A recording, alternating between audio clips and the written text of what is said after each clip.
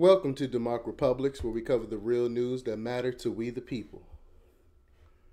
Ex-prosecutor says Mueller indictments threaten American speech. According to WorldNet Daily, the Justice Department announced the indictment of 13 Russians on charges of attempting to defraud the United States by meddling in the 2016 presidential campaign.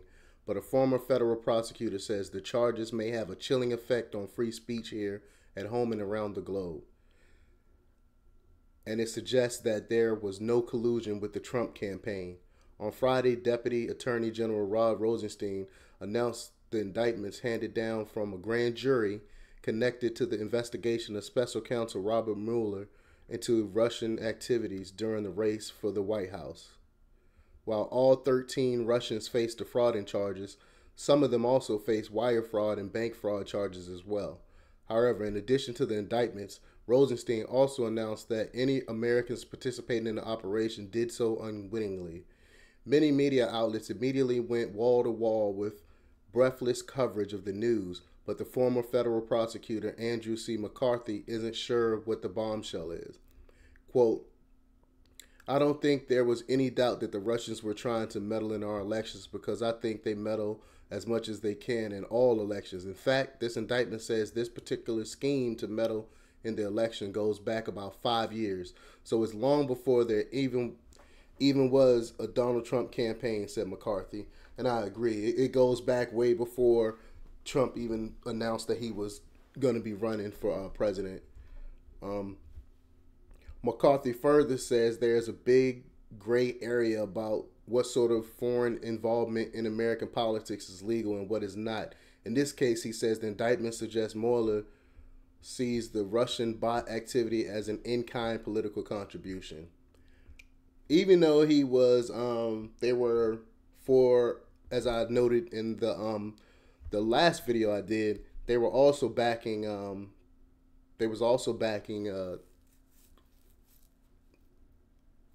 Bernie Sanders. Sorry, they were also I had a mind blank. They were also backing Sanders, and they were also against a couple Republicans too. It was Cruz, and I can't remember the other Republican they were not for. So basically, they weren't for any of the establishment people, Hillary or Cruz and such. They were actually for the anti-establishment people, which was Bernie Sanders and Trump, which the majority of Americans were for, because they stole Hillary stole the election from Bernie Sanders, which I think the Democrats messed up on because it cost them the White House. I believe Bernie Sanders was probably the only one that could have defeated Trump, because he's sort of kind of anti-establishment, even though he's a democratic socialist, which, how can you be a socialist? And socialism has never worked ever in any society, but that's a whole nother issue. Back to the article.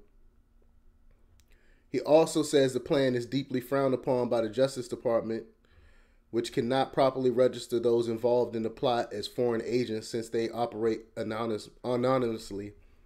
The State Department also has reason to be furious since the Russians came to the U.S. on visas, giving very different reasons for being here. A lot of people got here on visas under Obama. But while McCarthy urges the government to prosecute visa fraud as aggressively as possible, he says the Mueller indictments might create more problems than they solve. Quote, "I don't really understand the point of this. I don't even know if these people are prosecutable. I don't know that there's a chance you actually get these people physically into the federal criminal court in the United States," said McCarthy. I agree. First of all, what exactly did they do that was illegal? I still don't really know that what they did was illegal. They supposedly trolled people on the internet. Are you going to prosecute Americans that be trolling on the internet? Well, I mean, where does this go? I believe is what he's trying to say. However, he says... I'm sorry, I lost my spot. However, he says the long-term impact of this could create problems for the United States. Quote, "It seems to sweep into it. Potentially, it's a lot of behavior that Americans engage in and may result in retaliation on the part of the foreign governments on activities that are pretty important to the spreading of American messages that we want to spread throughout the world." And I agree, because you know the United States meddled in a bunch of campaigns. Do you remember back when Netanyahu was running again in Israel, how Obama used taxpayer money and set up a whole campaign against Netanyahu. He has a disdain for Netanyahu for some reason, so he used a lot of he used taxpayer money to try to go after, to try to put out Netanyahu. I don't know if it actually worked or not. We know Netanyahu is not in charge of Israel right now, but I don't know how much of an influence the United States actually had on that election. But the United States meddled in a bunch of foreign campaigns. So you go after these Russians. What do you think is going to happen to the United States the next time they try to interfere in another country's election?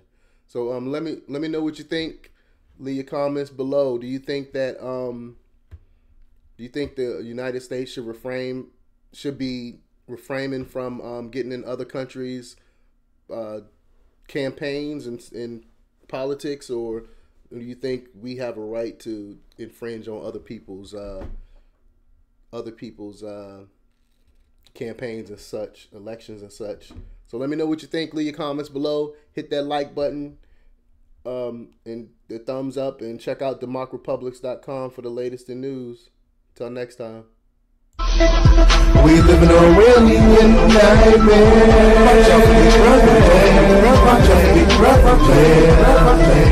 We live in a really nightmare.